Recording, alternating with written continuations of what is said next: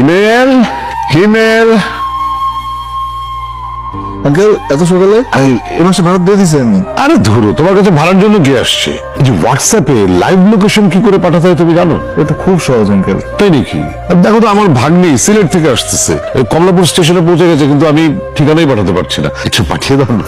Mahira, uncle এই যে সিঁড়ি দিয়ে ওঠানোর সময় এত আওয়াজ করো কেন? তুমি জানো না তোমার আন্টি এসব পছন্দ করে না? আর ওই পানি একদম অপচয় করবে না। ওই অপচয় করলে কিন্তু তোমার আন্টি ভীষণ রাগ করবে। কখনো করছে আঙ্কেল? না, তা করো নাই, বলার জন্য বললাম আর কি।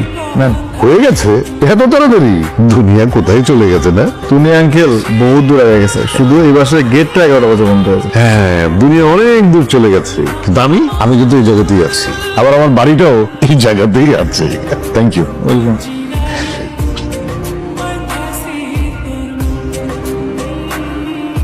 কত হচ্ছে আপনার? 550। কত? 550। যেখানে কি তো মগের মূল্য মনে হয়? হ্যাঁ, ইনটা কিনো আইছে 550 টাকা হয়ে যায়, ইনটা কিন্তু 200 টাকা হয় না বাড়া। তোমরা কি তা মনে করো যে সিলেটটাকে আমি অন্য মাঝে আইছি, আমি কোনো কিছু বুঝি না? নানি তোমার তান চাই লাগে যে টাকা হইলে গিয়ে সিলেটের সাফাতার লাখান দে গাছ থেকে পারিও তোমার তানে ঠিলাইমু। ধরো 500 টাকা রাখো, ধরো ধরো ধরো। না লাগবে না। আপনি মোশারফ আঙ্কেল ভাবতেছি, তাই ভাবলাম হেল্প করি। না লাগলে নাই। আচ্ছা না না সরি, মানে আমার আসলে মেজাজটা একটু খারাপ তো, আর আমি ফার্স্টে দেখে ভাবলাম আপনি হয়তো সুন্দর মেয়ে দেখে ফ্লার্টিং করছেন। Please help me. আরে মাইরা, চলে এসছো? কেমন আছেন আঙ্কেল? এই তো ভালো, তুমি কেমন আছো? আলহামদুলিল্লাহ ভালো। এই শুনছো? আরে দেখে যাও কে এসছে। রাস্তাঘাটের যে অবস্থা না। আসসালামু আলাইকুম। ওয়ালাইকুম আসসালাম। তুমি কে? আরে মাহিরা আমার আত্মীয়, ওর কথা তোমাকে বলেছিলাম তো। তোমাকে কতবার বলেছি যে ব্যাচেলর ভাড়া না দিতে, তুমি আমার একটা কথাও শোনো না। আরে ভাড়া নিবে কেন? ও আমাদের বাড়িতেই থাকবে। ঢাকায় আসছে একটা চাকরির পরীক্ষা দেওয়ার জন্য। সুলতান আছে না আমার কাজিন, ওর মেয়ে। আর তোমাকে আমি পরে সব বুঝিয়ে বলবো। হ্যাঁ আচ্ছা, তোমার আসতে কোনো অসুবিধা? না আঙ্কেল, বাসা চিনতে? না ম্যাপ দেখে চলে এসেছি আমি। তুমি সুলতান ভাইয়ের মেয়ে, সিলেটে থাকো? জি। দেখেছো, আমি একদম ভুলে গিয়েছিলাম, মানে মনে পড়ছিল না। আসো আসো আসো, তুমি আমার সাথে ভেতরে আসো। কেমন আছো? বাড়ির সবাই কেমন আছে? চল।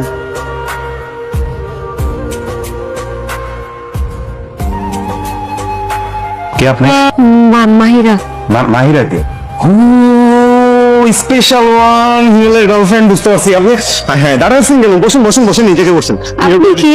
আমি হচ্ছি রনি, হিমেলের ফ্রেন্ড। আমরা গত 2 বছর ধরে এখানে আছি। আমরা আসলে 2 বছর ধরে না, আমরা ল্যাংটা কালে বন্ধু। আমরা সবসময় একসাথে থাকি, বার্ডিজ। কিন্তু বার্ডিজ হওয়ার পরে ও আমাকে বললো না আপনার সাথে রিলেশনে চলে গেছে, গার্লফ্রেন্ড বানিয়ে ফেলছে, ঘরের ভিতরে চলে আসছে। আমি জানি না, সমস্যা নেই, আমি চা বানিয়ে নিয়ে আসতেছি, চা খান। চা চা চা চা ভালো না, চা ভালো না, আপনি ব্ল্যাক কফি খান। আমি ব্ল্যাক কফি। আচ্ছা আপনি এত অস্থির হন না, আমি কিছু খাবো না। প্লিজ খাবেন না।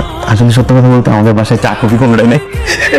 খাতে সমস্যা নেই, আপনি বসেন, আমি নিচে থেকে আপনার জন্য স্পেশাল বিরিয়ানি নিয়ে আসতেছি।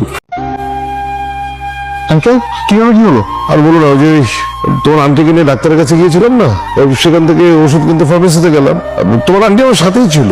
এই ফার্মেসিতে ওষুধ কেনার পরে যে আমি ঘুরেছি, দেখি সে নেই, কোথাও নেই। তারপর ওদের সিসি ক্যামেরার ফুটেজ চেক করে দেখলাম যে ওই ফার্মেসির সামনে রাস্তা দিয়ে এদিকে এসছে। তো আমি ভাবলাম বাসায় আসছে বুঝি, বাসায় এসে দেখি এখানেও নেই।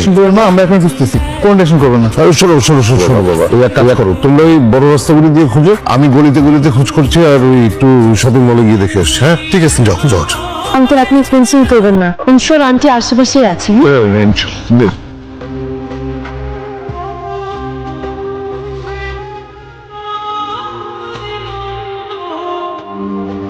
আন্টি আপনি এখানে? আর আমরা আপনাকে কত জায়গায় খুঁজে বেরিয়েছি। তোমরা কার? আন্টি আমি মাহিরা, আপনাদের সাথে তো থাকি। আর ওই যে ও হচ্ছে হিমেল, আপনাদের ছেলে কোথায় থাকে? আন্টি আমি হিমেল, যে গান করি। একদিন আপনি আমার গান শুনে বলেছিলেন আমি আমাকে নাম করবো। মনে পড়েছে, আমি কোথায় যেন যাব, কিন্তু মনে করতে পারছি না, রাস্তা ভুলে গেছি। তোমার আঙ্কেল সে আমাকে নিতে আসছে। আঙ্কেল আমাদেরকে পাঠাইছে আপনাকে নিয়ে যাওয়ার জন্য। চলুন আমাদের সাথে। চলুন চলুন ওঠুন। এবার তুমি আস্তে আস্তে শুয়ে পড়ো তো, শুয়ে পড়ো, আমি তোমাকে লেপ দিয়ে দিচ্ছি। এখন ঠিক আছে? ওর ডিমেনশিয়া, আজ থেকে 6 বছর আগে এই রোগটা ধরা পড়ে। এটা হচ্ছে মস্তিষ্কের একটা দীর্ঘমেয়াদী পরিবর্তন, যেটা হলে মানুষের আচার আচরণ, পার্সোনালিটি বদলে যায়। আমাদের কোনো সন্তান নেই, এ নিয়ে আমার কোনো অপূর্ণতাও ছিল না, কারণ তোমার আন্টি শক্ত করে আমার হাতটা ধরেছিল। ও যখন আমার হাতটা প্রথম ধরে, তখন আমার নুন আনতে পান্তা ভরা অবস্থা, অথচ ও ছিল খুব সচ্ছল পরিবারের একটা মেয়ে। সে যে আমার হাতটা শক্ত করে ধরলো না, আর ছাড়লই না। এখন ওর এই স্মৃতিহীনতার সময় আমি যদি ওকে শক্ত করে না ধরি, তাহলে আমার ভালোবাসার সার্থকতা কোথায়? হয়তো ও এখন অনেক কিছু মনে রাখতে পারে না, কিন্তু ওর প্রতি আমার অনুভূতি সেটা তো এখনো সতেজ। আমার কাছে না মাঝে মাঝে আঙ্কেলকে দেখলে খুব হিংসা হয়। একজনের স্মৃতি থেকে হারিয়ে যাওয়ার পরও তার পাশে থাকা, আমার কাছে মনে হয় হারিয়ে যাওয়ার মধ্যে একটা অন্যরকম আনন্দ আছে। মানুষ তো তখনই হারিয়ে যায় যখন তাকে খোঁজার কেউ থাকে না। ধরো একদিন হঠাৎ করে আমি হারিয়ে গেলাম, সবকিছু হারালে তুমি আমাকে নিয়ে ভাববে? তুমি পৃথিবীর যেখানে যাও না কেন, আমি তোমাকে ঠিকই খুঁজে নেবো। কোন অধিকারে? 1 বছর হলো জেলে, তো কেমন লাগছে জেলের ভাত? ফ্যান্টাস্টিক। খিচুড়ির ভিতরে পোকা থাকে, ওগুলো গার্নিশ। ডালের ভিতরে তেলা পোকা। Extra protein. আমাকে কেন ডাকা হয়েছে? ডিআইজি লেভেলের একজন অফিসার নিশ্চয়ই আমার ডায়েটের খবর নিতে আসেনি। আসো, বসো। যাও, ভয় নাই, খাও। যাও।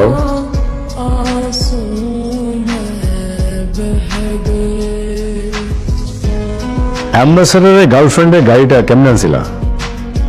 কোন গাড়ি? সুমাইয়ামান, অ্যাম্বাসেডার গার্লফ্রেন্ড। 3 কোটি টাকা দামের একটা গাড়ি, কোনো ডকুমেন্টস নাই, দেশে কিভাবে ঢুকলো কেউ জানে না।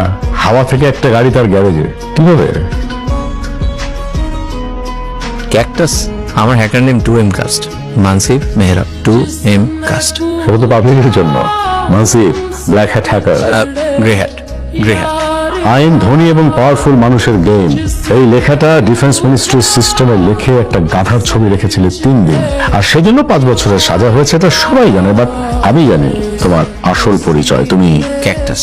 ক্যাকটাস ওই যে মরুভূমির কাঁটা জাতীয় প্ল্যান্ট, কোনোটা কোনোটা বিষাক্ত কিন্তু অধিকাংশই নন পয়জনাস। মানসিব, তোমার বাকি 4 বছরের সাজা মাফ করে দেওয়া হবে। Forgiven, forgotten. শুধু একটা কাজ করতে হবে আমাদের জন্য, আই মিন সরকারের জন্য। সুমাইয়ামানের গাড়ির কাজের মতো একটা কাজ। Sir, with all due respect, first of all আমি ক্যাকটাস না, ক্যাকটাসকে আমি চিনিও না। And secondly, most importantly, I don't work for the government. ঠিক আছে, এটাই আশা করেছিলাম যে এরকমই কিছু একটা বলবে তুমি। আচ্ছা ঠিক আছে, চাপ নিও না, নো প্রেশার। যাও। ফ্যামিলির কাছে যেতে ইচ্ছে করে না? মায়ের কাছে, বাবার কাছে একটা নর্মাল লাইফ এরকমই থাকবে? Reckless, careless, waste of an extraordinary talent. নিজেকে খুঁজবে না, এক্সপ্লোর করবে না? Who is Mansib? Thank you for the food sir.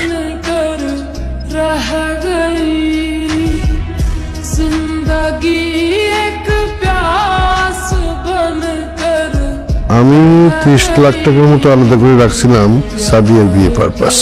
যখন রাখছিলাম তখন তো 30 লাখ টাকায় বিয়ে হয়ে যেত, এখন তো 30 লাখ টাকা কিছু না। কিন্তু বাবা সব এখানে দিয়ে দিবা, ভাইয়ের জন্য কিছু রাখবে না? সৌরভ, হ্যাঁ? তোর বিয়ের জন্য কিছু রাখতে হবে? ও না, আমার জন্য কিছু রাখতে হবে না, আমারটা আমি টাইম মতো অ্যারেঞ্জ করে নেবো না। সাদিয়ার বিয়েতে 1 টাকা খরচ কম করা চলবে না। ওর যাতে মনে না হয় ওর বাপ বাইচে থাকলে এর চেয়ে বেশি খরচ করতো। আমি 1 টাকাও কম্প্রোমাইজ করব না, দরকার হলে কোটি টাকা খরচ করব। কি কি এই যে ভুল করলি? কিছু না। নিশ্চয়ই তোর কোনো অপিনিয়ন আছে, বল। কোটি টাকা খরচ করে বাংলোর সাথে বিয়ে দিতে হবে? No offence. আচ্ছা ভাইয়া, তুই কত দিবি? আমি 20-এর মতো দিতে পারবো। ওকে, তাহলে হয় 50, আর বাকি 10 আমি অ্যারেঞ্জ করছি। না না, তোকে কিচ্ছু দিতে হবে না। আমার টাকা বাবা, জামাইয়ের না। আহা, বললাম। কেন? আমি মেয়ে দেখে? এসব নিঃসর্জনী থেকে তোমরা কবে বের হবা? আমি বিয়ে দিচ্ছি, যাও। হ্যাঁ, কি তুই এত টাকা করে দিতে পারি? কি করিস তুই? আরে এত টাকা কিভাবে? BUET student, drop out. সেল স্টুডেন্ট, টিউশনি করালে মাসে 1 থেকে 2 লাখ টাকা এমনি কামাতে পারি। তোর কাছে সত্যি এত টাকা? তাহলে মাসে 1-2 বার আমাকে গিফট দিস না কেন? সব টিউশনির টাকা তো। তাহলে সব টাকা ওই দিক, আমার থেকে আর নিতে হবে না। তুই এত বড় লোক, সাবাস। না, বাট স্টিল, কি যে দেখছো সে চিরকুটের ভিতরে? শোন, he is very good in that. হুইসে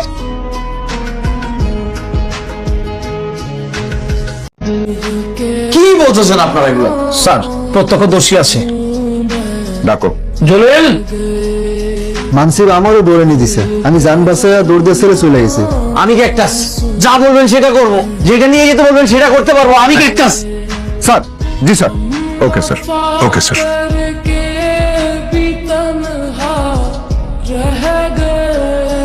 thank you আমাকে ওই দিন এত সুন্দর একটা স্পিচ দেওয়ার জন্য। কোন স্পিচ?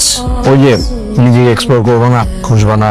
ওয়াই ইউ মানসি, অনেস্টলি পুলিশের মুখ থেকে এরকম মোটিভেশনাল স্পিচ আমি এক্সপেক্ট করিনি, বাট থ্যাংক ইউ। এই ইউনিভার্সিটির দিকে যেও না, ছাত্ররা গন্ডগোল করতেস, ঘুরে যাও। তুমি ক্যাকটাস? জি। আমি কে চেনো? জি। কে? আপনি লাল ভাই, প্রধানমন্ত্রীর আত্মীয়, বাংলাদেশের সরকারের অনেক বড় একজন নেতা। সব নেতারা আপনার লোক হিসেবে কাজ করে।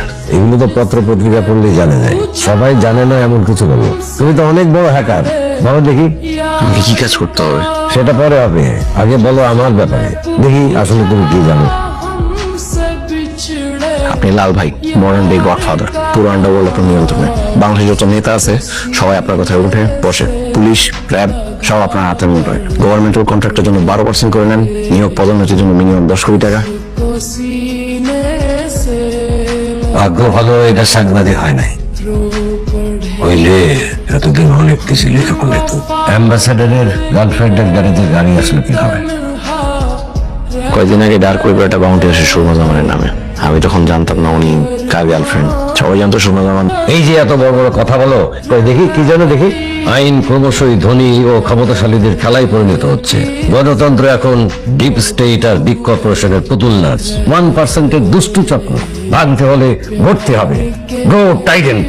এই যে বড় বড় কথা, দিন শেষে তো শোনা যাবেন। তাহলে তোমার আর আমার পার্থক্য কি? তুমি খেলো ছোট স্কেলে, আমি খেলি বড় স্কেলে। নো, এই স্যার, আমরা ওকে মিশনটা বলি। বলো। মানসি, কয়েকদিন পর একটা শিপ আসবে আউটারে, সেখান থেকে একটা কন্টেইনার সবার আগোচরে আখাউড়া পৌঁছে দিতে হবে। সুরমা জামানের মতো। রাইট। কন্টেনারের ভিতরে কি আছে সেটা জানা যাবে না, জানার চেষ্টাও করবে না। সাকসেসফুল হলে সব সাজা মাফ করে দেবো। কাজটা তোমাকে একা করতে হবে, সরকারের কোনো হেল্প পাবে না, বাড়ির কারোর সঙ্গে যোগাযোগ করতে পারবে না। পালানোর কোনো চেষ্টা করার আগে ফ্যামিলির কথা ভাববার চলতে পার। না, আমি জানি তোমার জীবনের লক্ষ্যটা কি। জাস্ট নিজের পায়ে কুড়াল মারা। এসেছিলাম প্রবলেম সলভ করতে, প্রবলেম বাড়াই নিয়ে বের হলাম।